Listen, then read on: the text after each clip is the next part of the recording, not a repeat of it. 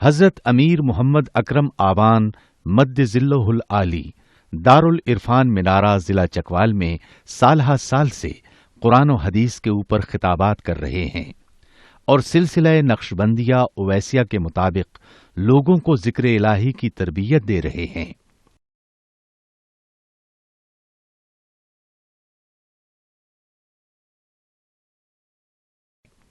وہ قرآن پاک کی تفسیر ترتیب وار بیان کر رہے ہیں۔ تفسیر قرآن کو وہ موجودہ ملکی اور بین الاقوامی حالات کے مطابق بیان کرتے ہیں۔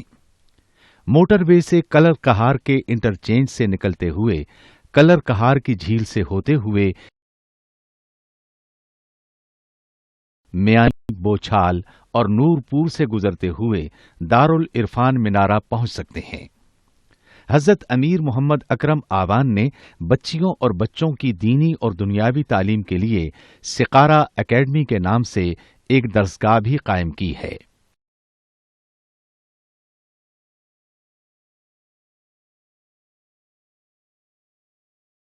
جس کا افتتاح ملک پاکستان کے صدر جنرل محمد ضیاء الحق نے اپنے دست مبارک سے کیا تھا۔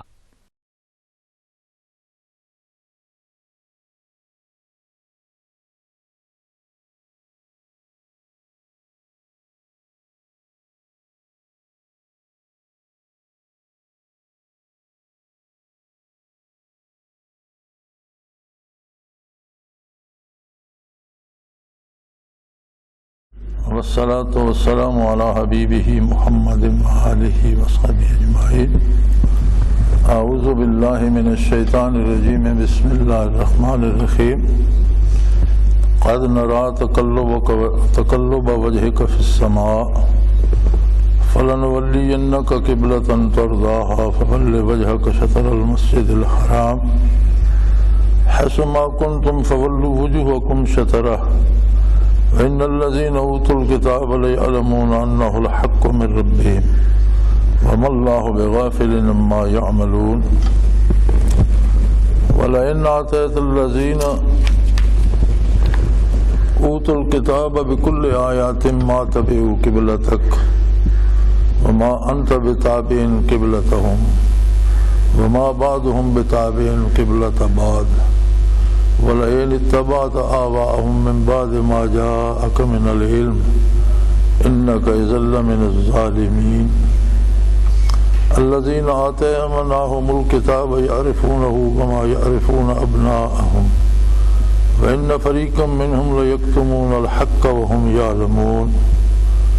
الْحَقُّ مِن رَّبِّكَ فَلَا تَكُونَنَّ مِنَ الْمُمْتَرِينَ۔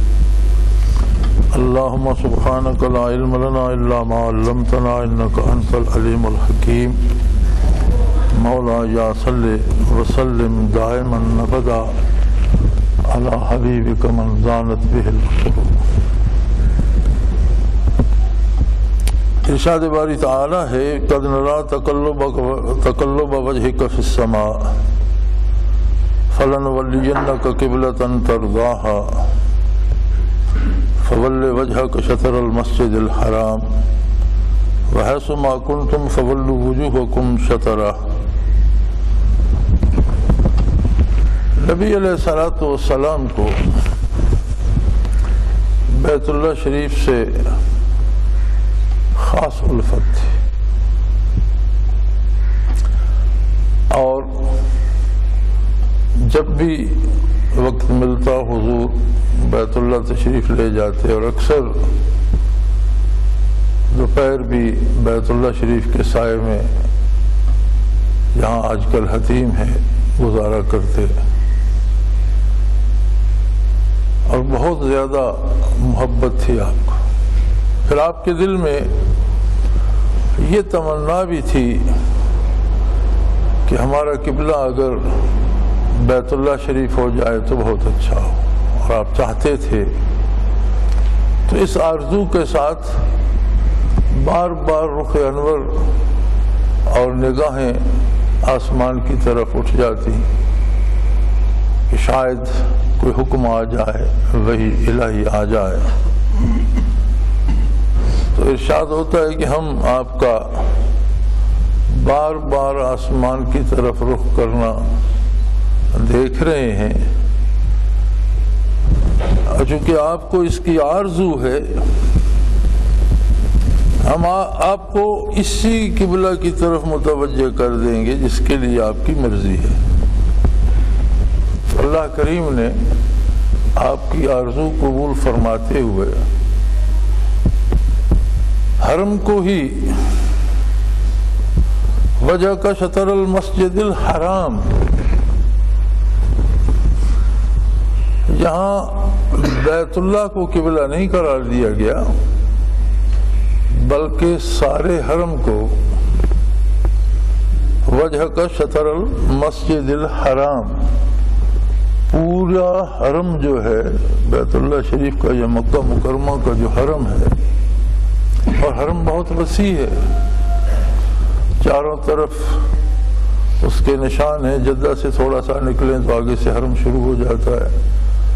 اور سب سے نزدیک وہ گوشہ ہے جہاں مسجد عائشہ صدیقہ رضی اللہ تعالیٰ عنہ مدینہ منورہ سے آتے ہوئے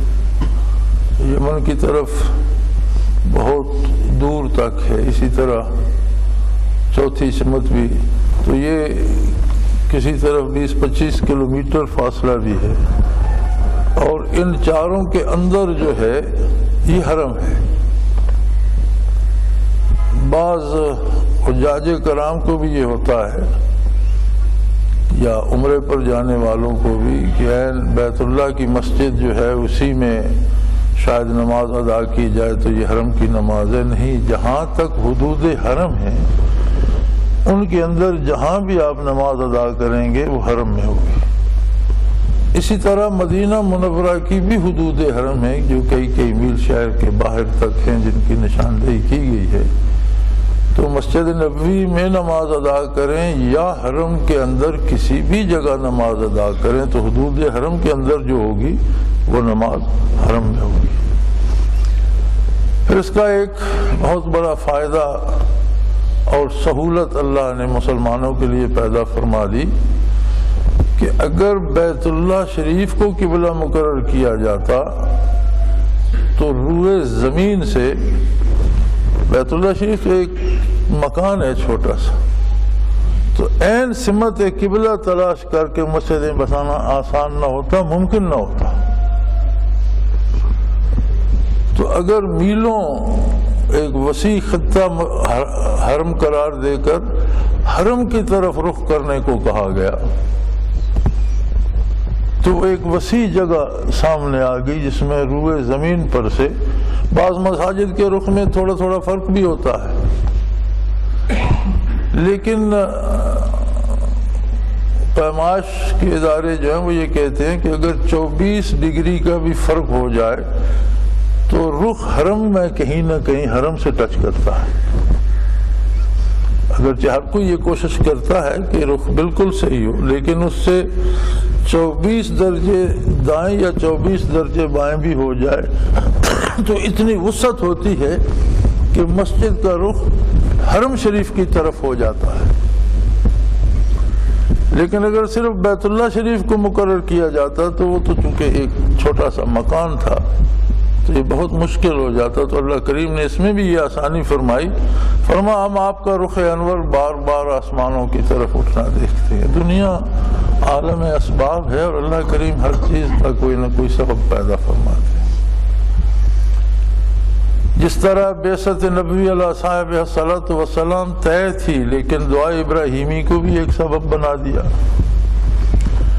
اسی طرح امت مرحومہ کا قبلہ بیت الحرام کا قرار دیا جانا یہ پہلی کتابوں میں بھی موجود تھا۔ پہلی آسمانی کتابوں میں جو نشانیاں نبی کریم صلی اللہ علیہ وسلم کی دی گئیں ان میں یہ نشانی بھی موجود تھی کہ اس امت کا قبلہ جو ہوگا وہ بیت الحرام ہوگا، لیکن سبب بنا دیا آپ صلی اللہ علیہ وسلم کی قلب اطہر میں اٹھنے والی آرزو، وہ آرزو بھی خود پیدا فرمائی، اس کو قبول بھی خود فرمایا، اس کو سبب بھی خود بنایا، وہ قادر مطلق ہے۔ بیت اللہ شریف زمین کا مرکزی وہ نقطہ ہے جسے سب سے پہلے رب العالمین نے تخلیق فرمایا اور اس سے ساری زمین پھیلائی گئی۔ تجلیات الہی کا محبت و مرکز ہے، اور محققین کے نزدیک وہ فرماتے ہیں کہ 9ویں عرش سے لے کر زمین کو چیرتا ہوا دوسری طرف 9ویں عرش تک انوارات و تجلیات کا ایک سمندر چلا جاتا ہے، جو سارا بیت اللہ کے مرکز سے گزرتا ہے۔ جہاں بیت اللہ شریف ہے، یہ زیر زمین بھی جہاں تک چلے جائیں بیت اللہ ہی ہے، اور بالائے آسمان بھی چلے جائیں تو بیت اللہ ہے، اس کے انوارات اور اس کی برکات موجود ہیں۔ کسی گھر میں تصویر ہو تو ارشاد ہے کہ وہاں رحمت کے فرشتے نہیں آتے۔ تصویر میں بھی لوگوں کو بہت غلطی لگتی ہے۔ ایک بات جو اس میں بہت عام سی ہے وہ نوٹ فرما لیجئے کہ جس میں زندگی کا تصور نہ ہو وہ تصویر شمار نہیں ہوتی۔ مثلا یہاں تک ایک تصویر ہے جو آئیڈینٹی کارڈ پہ لگی ہوئی ہے یا نوٹ پہ بنی ہوئی ہے، تو اتنے حصے کا بندہ کوئی زندہ رہ سکتا ہے؟ اس لیے یہ شرعاً تصویر ہی شمار نہیں ہوتی۔ شناختی کارڈ پہ جو لگی ہوئی ہے یا نوٹ پہ لگی ہوئی ہے تو اس طرح کی جو تصویر ہے وہ تصویر شمار نہیں ہوتی۔ جب قسطنطنیہ فتح ہوا تو مسجد ابا صوفیہ جو ہے یہ بہت بڑا گرجا تھا اس زمانے میں، اور اس میں فرشتوں کے اور عیسیٰ علیہ السلام کے اور مریم علیہ السلام کے بے شمار تصویریں بنی ہوئی تھیں اور بڑی خوبصورت بنی ہوئی تھیں، ستونوں پر، محرابوں پر، دیواروں پر، چھتوں پر۔ تو مرکز کو لکھا گیا، سیدنا فاروق اعظم رضی اللہ عنہ کا زمانہ تھا، تو مرکز کو یہ لکھا گیا کہ اگر یہ ساری تصویریں اکھیڑی جائیں تو اس کا مطلب ہے اس بنی بنائی عمارت کا سارا حلیہ بگاڑ دیا جائے گا اور اس کے سارے پلستر اکھڑ جائیں گے، اور پھر اس طرح کے شاید ہو سکیں نہ ہو سکیں۔ تو آپ نے فرمایا کہ ان کے چہرے میں جو نقوش ہیں، چہرے کا، ناک کا، آنکھوں کے، یہ جو نقشے ہیں یہ مٹا دو، پلستر اکھیڑنے کی بجائے انہیں رگڑ کر صاف کر دو تو یہ تصویر کے حکم سے خارج ہو جائے گا۔ چنانچہ وہ اس طرح کر دیے گئے اور وہ اس میں تب سے اب تک نماز ہو رہی ہے۔ تو یہ جو تصویر ہوتی ہے نامکمل، یہ تصویر کے حکم میں نہیں آتی۔ دوسرا جو بحث علماء میں ہے تصویر کی، ضمناً بات آ گئی تو میں کرتا چلوں، وہ یہ ہے کہ شرعاً جو حرام قرار دی گئی ہے وہ 3 ڈائمنشن ہے، یعنی کسی مسالے کی، لکڑی کی، مٹی کی بنی ہوئی کوئی مورت ہو جس کے 3 پہلو ہوں، لمبائی، چوڑائی، اونچائی جس میں ہو، 3 ڈائمنشن ہو، اس کی حرمت ہے۔ یہ جو کاغذ پہ بنتی ہے اس کی نہیں ہے۔ تو یہ 2 آراء ہیں علماء کی۔ تو تصویر جہاں ہو وہاں رحمت کے فرشتے نہیں آتے، پھر جہاں وہ 3 ڈائمنشن یعنی بت پتھر کا، مٹی کا ہو، اور بیت اللہ شریف میں تو 360 بت رکھے تھے۔ اس کے باوجود نبی کریم صلی اللہ علیہ وسلم تشریف لے جاتے اور وہیں آرام فرماتے، دوپہر گزارتے، عبادت کرتے، تو کیا بیت اللہ پر ان بتوں کا کوئی اثر نہیں پڑتا تھا؟ بالکل نہیں پڑتا تھا۔ ایسے نہیں پڑتا تھا جیسے سمندر میں آپ 300 بت ڈال دیں تو سمندر کا کیا بگڑے گا؟ تو وہ تو ایک بحر ذخار ہے تجلیات باری کا، تو اس میں بتوں کی نحوست نہیں بلکہ وہاں تجلیات باری ہمہ وقت اس قدر جلوہ افروز رہتی ہیں اور رہتی تھیں اور ہمیشہ رہیں گی کہ اللہ کے حبیب صلی اللہ علیہ وسلم کو اس سے الفت تھی۔ تو آپ کی آرزو ہوتی کہ اللہ کرے ہمارا قبلہ بیت اللہ شریف مقرر ہو جائے، مسجد حرام مقرر ہو جائے، تو ارشاد فرمایا کہ اس امید میں آپ بار بار رخ انور آسمان کی طرف اٹھاتے ہیں، ہم آپ کو قبلہ اسی کو مقرر کر دیں گے۔ فول وجہ کا شطر المسجد الحرام، تو اپنا رخ انور، اپنا چہرہ وقت عبادت مسجد حرام کی طرف پھیر دیجیے۔ اب مسجد حرام میں یہ وسعت آ گئی کہ وہ پورا حرم کا جو علاقہ ہے وہ مرکز قرار پایا۔ بیت اللہ کی عظمت اپنی جگہ، لیکن روئے زمین سے دور دراز سے جہاں کوئی مسجد بناتا ہے یا عبادت کے لیے کھڑا ہوتا ہے تو اس کا رخ حرم شریف کی طرف ہونا چاہیے، اور حرم ایک وسیع علاقہ ہے، تو اگر سمت تھوڑی بہت اس کی قبلہ سے ہٹ بھی جائے تو حد حرم کے اندر رہتی ہے۔ وَحَيْثُ مَا كُنْتُمْ فَوَلُّوا وُجُوهَكُمْ شَطْرَهُ، اور تم جہاں کہیں بھی ہو، نور ایمان جہاں تک پھیلے، دنیا کے دوسرے سرے تک چلا جائے، تو جہاں کہیں بھی اے مسلمانوں تم ہو، عبادت کے وقت اپنا رخ مسجد حرام کی طرف کر لو۔ اور یہ بات کہ یہ علماء یہود اور علماء نصارہ اعتراض کرتے ہیں اور کہتے ہیں دیکھو جی پہلے اس قبلے کی طرف تھے اب ادھر پھر گئے، تو یہ جان بوجھ کر کرتے ہیں۔ فرمایا ان الذین اوتوا الکتاب یعلمون انہ الحق من ربہم، انہیں خوب اچھی طرح پتہ ہے کہ اللہ کی طرف سے یہ حق، اور ان کی کتابوں میں یہ پیشگوئی موجود ہے کہ جب محمد الرسول اللہ صلی اللہ علیہ وآلہ وسلم مبعوث ہوں گے تو ان کی امت کا قبلہ حرم شریف ہوگا۔ یہ ان کی کتابوں میں موجود ہے اور یہ اچھی طرح جانتے ہیں۔ وَمَا اللَّهُ بِغَافِلٍ عَمَّا يَعْمَلُونَ، اور اللہ ان کے کرتوتوں سے بے خبر نہیں ہے، اللہ ان کے کرتوتوں کو خوب سمجھتا ہے۔ یعنی اس کا نتیجہ یہ بھگتیں گے، اس لیے کہ یہ نہ صرف خود اعتراض کر کے گمراہ ہو رہے ہیں، خود تو پہلے گمراہ تھے، اللہ کی مخلوق کو گمراہ کرنے کا سبب بن رہے ہیں۔ تو گناہ بھی دو طرح کے ہوتے ہیں، ایک وہ ہے جو صرف انسان کی اپنی ذات کو متاثر کرتا ہے، اگرچہ بظاہر تو وہ ذات ہی کو متاثر کرتا ہے لیکن بالواسطہ وہ بھی پوری مخلوق کو متاثر کرتا ہے۔ جو فعل بھی ہم سے صادر ہوتا ہے، جو کلمہ ہماری زبان سے نکلتا ہے، جو سوچ ہم سوچتے ہیں، یہ سب چیزیں یا نور پیدا کرتی ہیں یا ظلمت۔ ہر قول، ہر فعل، ہر سوچ سے یا نور پیدا ہوتا ہے اگر وہ مثبت ہے، اتباع رسالت کے مطابق ہے، اللہ کے حکم کے مطابق ہے، تو وہ روشنی دیتی ہے، اور وہ روشنی ذات کو تو براہ راست متاثر کرتی ہے، کائناتوں کو متاثر کرتی ہے۔ اور اگر کوئی شخص برا سوچتا ہے، برا بولتا ہے یا برا کرتا ہے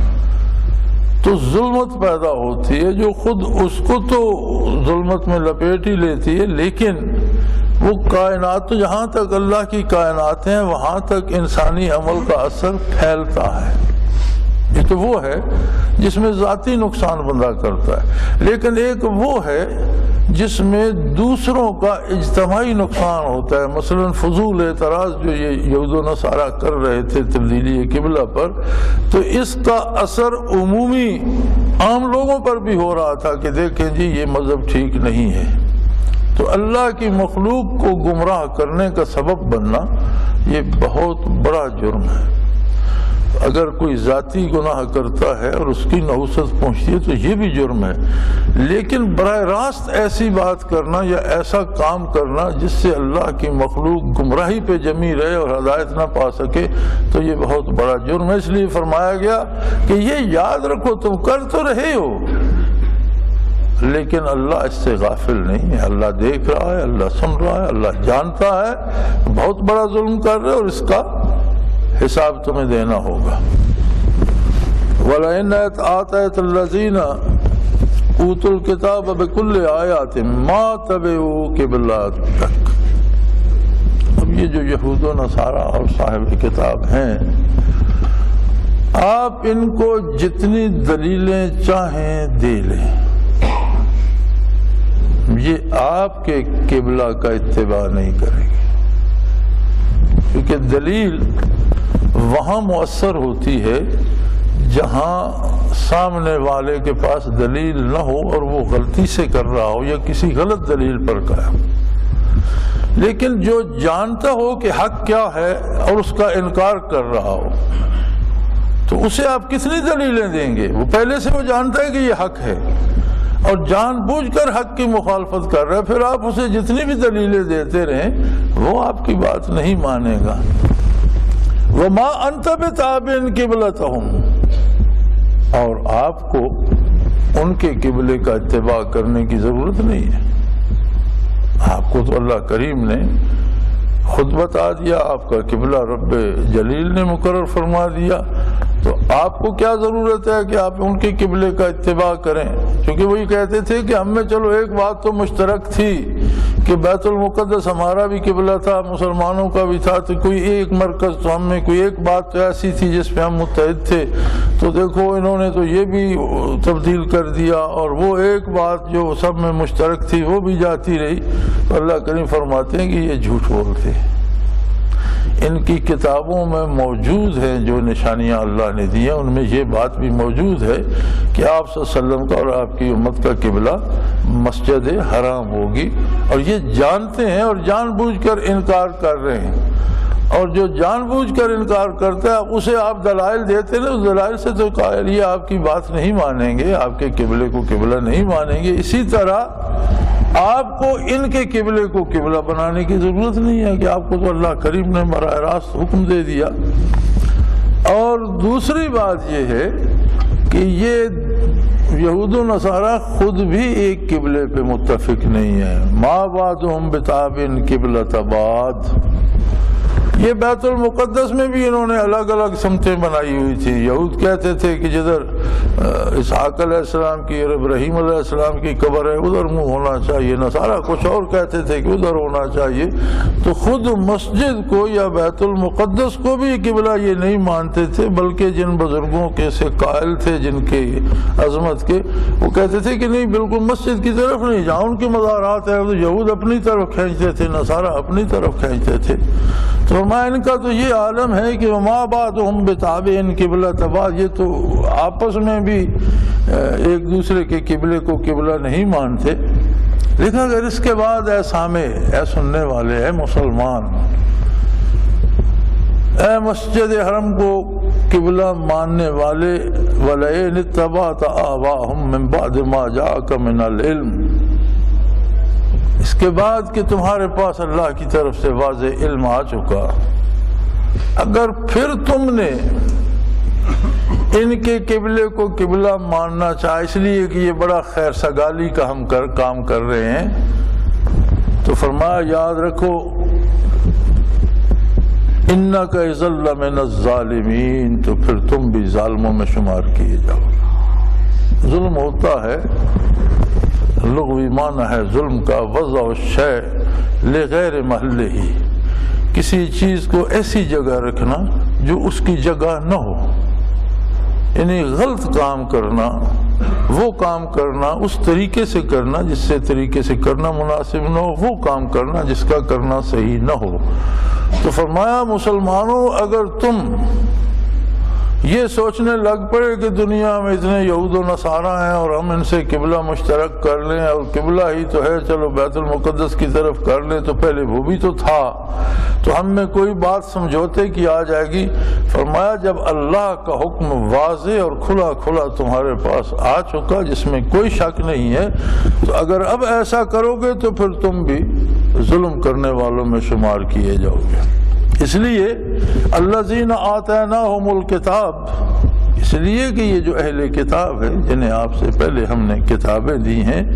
یعرفونہ کما یعرفون ابناءہم، یہ اس تیقن کے ساتھ اس تبدیلی کو اور بیت الحرم کو قبلہ ہونے کو اتنا یقینی جانتے ہیں جس یقین کے ساتھ باپ بیٹے کو جانتا ہے کہ یہ میرا بیٹا ہے۔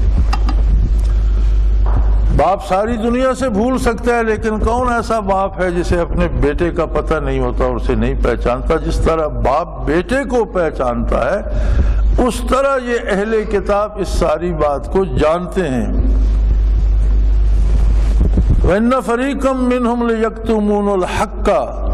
وہم یعلمون، لیکن ان میں ایک جماعت ایسی ہے جو جانتی ہے کہ حق کیا ہے، لیکن اپنی دنیاوی اغراض کے لیے حق کو چھپاتی ہے۔ یہ یہود و نصارہ کی اور گمراہ لوگوں کی خصلت تھی کہ وہ بظاہر ہیلا حوالہ کر کے اصل کے خلاف فتویٰ حاصل کرنے کی کوشش کیا کرتے تھے، یا اصل جو حق ہے اس کے خلاف فیصلے دیا کرتے تھے اور حق کو چھپا لیتے تھے۔ اس طرح آج بھی ہم میں یہ مرض عام ہے، ہم جانتے ہوتے ہیں کہ یہ کام حلال نہیں ہے، یہ کام جائز نہیں ہے، لیکن جان بوجھ کر الفاظ کو بدل کر جی میں نے یہ نہیں کہا تھا یہ کہا تھا، اس پر ہم فیصلے لیتے ہیں۔ خصوصاً نکاح کے معاملات میں یہ بہت ہوتا ہے کہ بڑے ننھے خان بنتے ہیں، فوراً طلاق دے دیتے ہیں اور پھر اس کے بعد پھر سوچنا شروع کر دیتے ہیں کہ یہ یوں نہیں کہا تھا، یوں کہا تھا، اور یہ نہیں کہا تھا، وہ کہا تھا۔ میرا ذاتی تجربہ ہے، میں نے ایسے علماء کو بھی دیکھا ہے کہ جن کے پاس حقیقت بیان کی گئی تو وہ کہنے لگے اس طرح تو طلاق ہو جائے گی، تو مجھے تو آپ نے بتا دیا تو میں آپ کو بتاتا ہوں اس طرح لکھ کے نا سیال شریف بھیج دیں، تو انہیں کیا پتا ہو اس کے مطابق وہ طلاق نہیں ہوگی۔ اپنی طرف سے عبارت پڑھائی اور بھجوا دیا، انہوں نے فتویٰ بھیج دیا، اور پھر وہ تو کیا یہ فتویٰ روز حشر کام دے گا؟ اللہ کی بارگاہ میں پیش ہو کر بچا لے گا؟ اللہ تو دیکھ رہا ہے کہ آپ بات کو بدل کر غلط کہہ کر حقیقت کو چھپا کر اس پر فیصلہ لے رہے ہیں یا فیصلہ کر رہے ہیں۔ تو یہ عادت یہود و نصارہ کی تھی۔ فرمایا کہ ان میں ایک طبقہ ایسا ہے جو کتاب جاننے والا ہے، چونکہ سارے لوگ تو کسی امت میں بھی کتاب کو جاننے والے نہیں ہوتے تھے، ماننے والے سارے ہوتے تھے، جاننے والے لوگ تھوڑے ہوتے ہیں جو دوسروں کو احکام بتاتے رہتے ہیں۔ فرمایا یہ جو جاننے والے یعنی کہ جو علماء کہلاتے ہیں وہ سب جانتے ہیں، لیکن وہ حق کو چھپا کر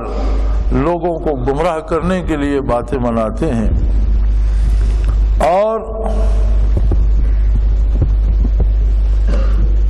الحق من ربک فلا تکونن من الممترین، لیکن بندہ مومن کا حق یہ ہے کہ اسے جب یقین ہے کہ جو اللہ نے فرما دیا، جو اللہ کی طرف سے ہے وہ حق ہے،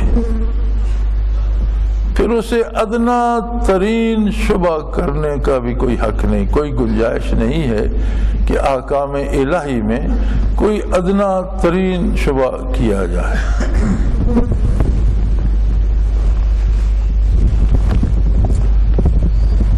دراصل ایمان کا تقاضا یہ ہے کہ احکام شرعی کے لیے جان لڑا دی جائے اور ان پر عمل کیا جائے۔ اب اس میں مختلف رکاوٹیں آتی ہیں، کچھ انسان کے لیے جسمانی تکلف کا یا ادنا سی تکلیف کا سبب بنتی ہیں، یا اہتمام کرنا پڑتا ہے، وقت لگتا ہے، کبھی پیسے کا نقصان درمیان میں آ جاتا ہے، کبھی کسی انسان کی یا کسی حکمران کی یا کسی اپنے سے طاقتور یا قبیلے کے سردار کی ناراضگی کا خوف درمیان میں آ جاتا ہے، اور بعض اوقات یہ ہوتا ہے کہ انسانی مزاج ہے، بات سن تو وہ لیتا ہے، اسے یقین کا وہ درجہ حاصل نہیں ہوتا جو ہونا چاہیے، پھر اس میں لغزش آ جاتی ہے، پتہ نہیں ایسا ہوگا نہیں ہوگا، اس کے دل میں ایک وشواس پیدا ہو جاتا ہے کہ بھی کہتے تو ہیں ایسا ہوگا، ہوگا یا نہیں ہوگا، جیسے کہہ دیتے ہیں لوگ کہ بھی یہ دنیا تو ہماری دیکھی بھالی، اب آخرت کیا ہوگا ہمیں تو کوئی خبر نہیں۔ بظاہر یہ چھوٹی سی بات ہے کہ جانے آخرت میں کیا ہوگا، لیکن اثر کے لحاظ سے یہ سارے ایمان کو ضائع کر دیتی۔ جب آخرت پر ہی یقین نہ رہا تو اعمال کی اصلاح کی ضرورت کب پیش آئے گی؟ نیکی کی حیثیت کیا رہے گی؟ اور نیکی اور برائی میں فرق کیا رہ گیا؟ فرق تو یہی ہے کہ برائی سے عاقبت تباہ ہوتی ہے اور نیکی سے دائمی زندگی بنتی ہے۔ دنیا परतौ है, साया है, अक्स है आखिरत का। और ये बात याद रखिए कि जिसे अल्लाह की इताअत की तौफीक होती है और जो रसूलुल्लाह सल्लल्लाहु अलैहि वसल्लम की पैरवी करता है और उसके लिए मेहनत करता है और यकीन के साथ करता है, जिसकी आखिरत संवरती है, दुनिया चूंकि उसका परतौ है, उसके लिए दुनिया में भी आसानियां पैदा हो जाती हैं, उसकी जिंदगी दुनिया में भी पुरसकून हो जाती है, उसे दुनिया में भी इत्मीनान नसीब हो जाता है, बेशुमार मुसीबतों से अल्लाह उसकी हिफाजत फरमाता है और बेशुमार लग़ज़शों से उसके बचाने का सबब बनता है और उसके दिल में एक सुकून होता है। आप ऐसे लोगों को देखें, पत्थर पे बिछा रखे तो सो जाते हैं, आराम करते हैं, लेकिन जिन्हें दौलत यकीन नसीब नहीं होती, वो अरबों के मालिक भी बन जाएं, खरबों के मालिक बन जाएं, ऊंचे शानदार महलों में भी हों, उन्हें चंद लम्हे सोने के लिए भी ख्वाब आवर गोलियां खानी पड़ती, अंदर इत्मीनान नहीं होता, सुकून नहीं होता। एक दोज़ख के बारे अल्लाह करीम का इरशाद है, तत्तलिउ अलल अफ़इदा, दोज़ख की आग ऐसी है कि दिल के नेहा खाने को जा छूती है। आग में आप कोई चीज डालते हैं तो वो बाहर से जलाना शुरू करती है ना, तो फरमाया दोज़ख की आग की खुसूसियत ये है कि वो सिर्फ बाहर से नहीं जलाती, नेहा खाने दिल के अंदर जाकर वो आतिश बर्पा कर देती है। तो जो लोग अल्लाह अल्लाह के रसूल की नाफरमानी पे कमर बांध लेते हैं या जिन्हें हक पे यकीन नहीं रहता और शक में मुब्तला हो जाते हैं, उनकी जिंदगी से सुकून उठ जाता है, चूंकि दिल की गहराइयों में दोज़ख का धुआं और उसकी तपश पहुंच रही होती है। इंसान की ये जिंदगी हो या दायमी जिंदगी हो, इंसान को गरज है अताअत इलाही से। यहाँ बाज़ लोगों को मैं एक ज़िमनी बात करता चलूँ, ये भी बड़ा वहम होता है। मसलन सफ़र में अल्लाह करीम ने नमाज कसर फरमा दी, आप 4 फ़र्ज़ के 2 फ़र्ज़ पढ़ते हैं,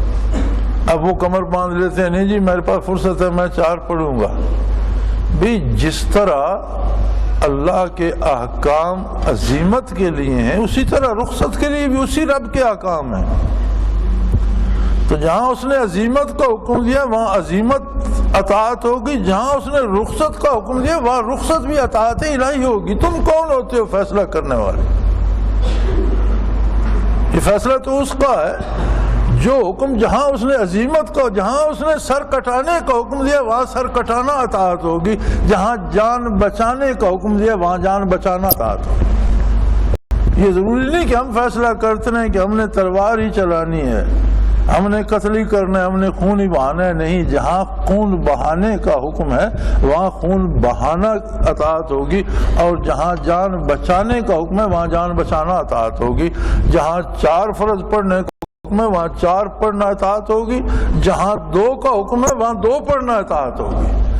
जिस तरह अजीमत पर अमल अताअत इलाही है, उसी तरह अल्लाह करीम की दी हुई रुख्सतों पर अमल भी अताअत इलाही है। बंदा अपनी तरफ से फैसले न करे। हमने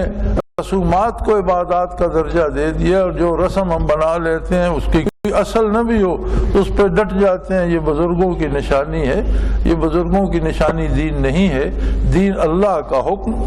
अल्लाह के नबी का हुक्म, अल्लाह की किताब और रसूलुल्लाह सल्लल्लाहु अलैहि वसल्लम की अताअत और सुन्नत है।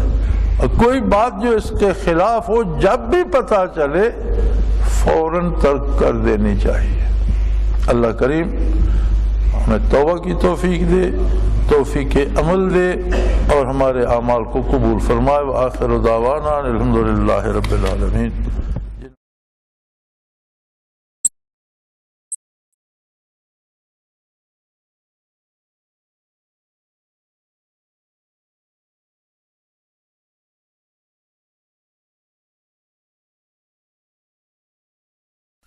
वो तमाम अहबाब जो इस्लाम की तलब रखते हैं, उनसे गुजारिश है कि दारुल इरफान मिनारा जिला चकवाल में अमीर मोहम्मद अकरम आवान साहब के खिताबात से मुस्तफीद हों। वो हर जुमे को नमाज से पहले बयान फरमाते हैं। हर माह की पहली इतवार को माहाना इज्तिमा होता है जिसमें आप खुसूसी खिताब फरमाते हैं और पाकिस्तान के चारों सूबों से अहबाब इस इज्तिमा में शिरकत करते हैं। इसके अलावा यहाँ साल में 2 मरकजी इज्तिमात भी होते हैं, एक रमजानुल मुबारक में इतिकाफ का इज्तिमा और दूसरा जुलाई और अगस्त में 40 दिन का इज्तिमा होता है जिसमें रूहानी तरबियत की जाती है। अपना खून सीमाब देकर इतना हम कर जाएंगे, नाम आका का चमन में फिर रकम कर जाएंगे।